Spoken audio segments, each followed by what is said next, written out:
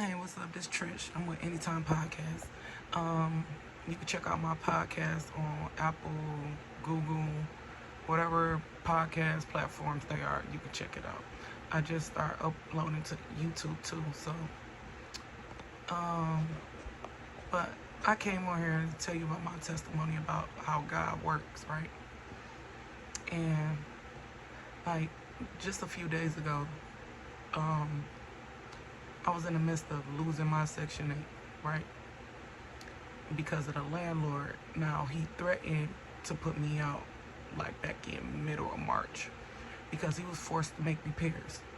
And the repairs consist of him fixing my ceiling. The ceiling was leaking, the basement was flooding. It was a whole bunch of issues. So, the heat had went out the end of December last year, and it took him about a week to come out to fix the heat. Now, he did something with the furnace, flicked it on, flicked it off, or whatever the case may be. It was working for the time being. It was only working for a couple days, and after the couple days, it went back out again. So, unless you know, coming into New Year's, about a week into New Year's week, whatever, uh, he came out, or whatever. No, he sent somebody out. My bad. He sent somebody out. They had to rebuild the whole furnace. They had to rebuild it.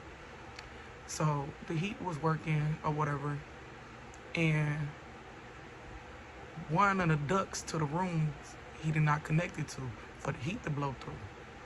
So I called and told him, you gotta do something.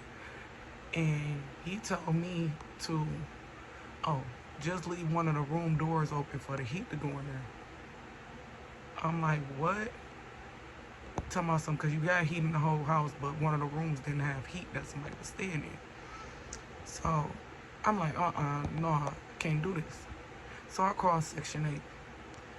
Section 8, I guess they came out and they did an inspection or whatever.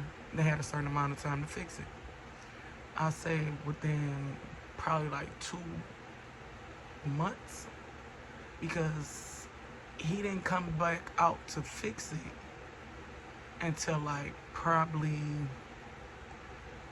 maybe the middle of March, I want to say. The middle of March. Then he came back out, sent the rinky-dink dude to come out and put the duct back up to the room for the heat to blow through the vent. So I'm like, okay. Then, next you know, the basement kept flooding and the ceiling was leaking. And remind you, this was like probably like the first or second week of March. So I was calling him again, telling him to come out and fix it. No answer. So I called Section 8 again. And they came back out, did another inspection, and told him that he got to fix everything, right? So after they called him, told him he got to fix everything, he calls me and threatens me, saying he was going to evict me because Section 8 forced him to make repairs. Should nobody have to live like that? Come on now. So, going to court. He sent me paperwork to go to court on, like somewhere in April. I think it got rescheduled or whatever. Then, here come, what was it? No, my bad. I'm sorry. Inspection was on April the 6th, and he left my basement flooded, ceiling still leaking, for about a month and a week, because I contacted him like the first or second week of March, and after Section 8 had told him to make repairs or whatever, the inspection was on the 6th of April. He came out on the 5th of April and made all the repairs, but still yet trying to evict me, right? So I get the paperwork maybe the end of April, and it states that for the past water bill, my mom was paying to the water company, and for him not getting April's rent. Now, let me tell you this: I withheld April's rent until he made the repairs, and when he made the repairs, then he got paid. Right? That was over. Here I come getting the papers in April, stating I gotta go to court on the 4th of May. So, went to court or whatever. I was steady trying to find a lawyer, Most people wouldn't help me, so I contacted the legal aid or whatever. Went into court or whatever. I told their attorney I got a lawyer. So the lady couldn't talk to me. Had to wait on the lawyer, so we rescheduled May the 18th or whatever. So come to find out, May the 18th, I'm in the midst of moving right now, right? Now, they terminated the lease or whatever. Now, my mama was paying the water company the money instead of the landlord because they wouldn't apply all the payments to the water company, right? So I had to prove that, right? Proved it or whatever. Then I was in a mess just a couple days ago, losing my Section 8. Now, remind you, now we went to court, they terminated the lease.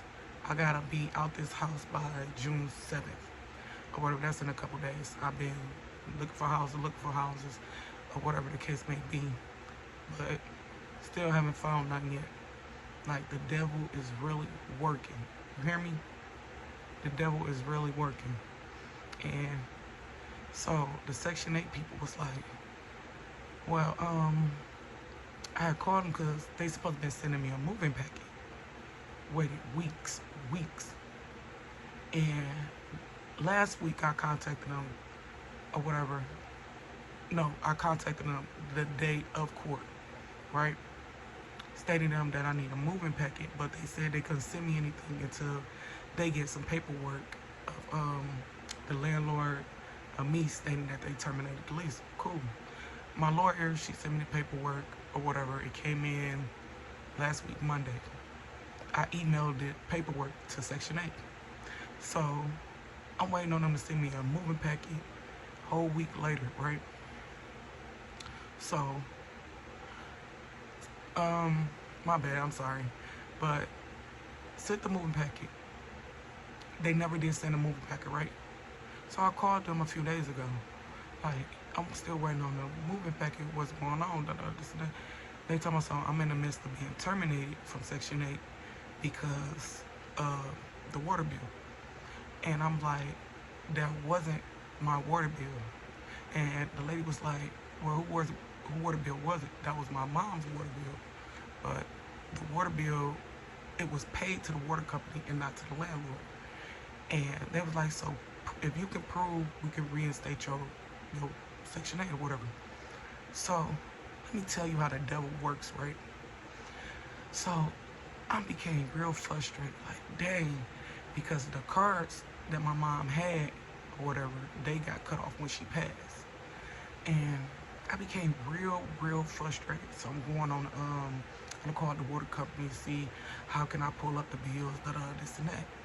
So I managed to pull up the bill from the water company of what's being paid during the time when she was alive or whatever. My mom passed December 18, 2021. So the whole late 2020 and the whole 2021, pull up that record. But it doesn't state who paid the water bill. That's the problem. But I know the transactions, right? And come to find out, most of the transactions that was going towards the water bill, I was able to pull them up from a different card she had. But the other card that she had, that had a few of the transactions that was paid from that card, I couldn't pull it because the card was closed off when she passed. So I'm like, dang, how am I supposed to prove this or whatever, and I'm in the midst of losing my Section 8, right? So I'm sitting up there thinking, I'm getting mad, I'm getting frustrated. So I'm trying to print the papers off so I can highlight it and send it to Section 8. While my printer go out, it went out of ink completely. I even just put a new, what's the name, new ink into the printer. And let me tell you, the devil was really working, y'all. And all the ink just disappeared. Brand new ink. I'm like, no, this can't be happening right now. This can't be happening. So I'm sitting up there like, dang, let me try to screenshot it and try to highlight it there and try to email it. So I did that and sent it to the Section 8 lady. And she called me back, was like, well, it doesn't say who paid the water bill, blah, blah, blah, this and that. So I'm like, okay, let me call the water company back and see, can they pull up some transactions or tell me who been paying the water bill, blah, blah, blah, this and that. So the lady was telling me from the water company that, oh, it don't say who paid the water bill from the debit. It's just an ACH transfer from the actual company. So, and I asked her, I'm like, well, can you pull up transactions from 2021 and late 2020? She was like, no, I'm not able to do that. I can't go into them records, blah, blah, blah, this and that. I'm like, oh my goodness. I'm like, well, okay, thank you. So, and I'm praying to God. I'm just praying to God and praying to God. I'm like, Lord, let something happen for me. Don't let this devil just trying to take over this situation, blah, blah, blah, this and that. Lord, help me through this. The minute I prayed through it, right, I'm sitting up there praying, and I received an email on the phone. It was like, I talked to the I spoke to the housing agent, and we're gonna send out a moving packet or whatever, or you can come get it, and you will retain your voucher. I was like, wait, let me reread this. I'm like, thank you, Jesus. Because in the midst of I was praying or whatever, God answered my prayers. This is my testimony from him. I'll let y'all know that God is real. God is here. And I stand firm for God. I stand firm for him. Because as long as you remain right and righteous, he will remain right in you. He will do a lot for you and open up doors for you. And he's really been opening up doors for me. Like, I was getting down in the depths. I was starting to doubt. But I was still in faith, you know? So I'm just on here. He wanted me to share this testimony with y'all to let you know that he is real. He will work miracles in the impossible situations. So people, keep your head up, stay blessed, keep praying to our Father. He got you always. And even though I haven't found the house yet, well, I found one, and I'm waiting to get approved for it. So, my people, if you hear me and you listening to me, keep me in your prayers. I pray that I get this house or whatever, because I do not want an eviction on my record. But pray for me, baby. Please. I love y'all. Y'all stay blessed. Peace.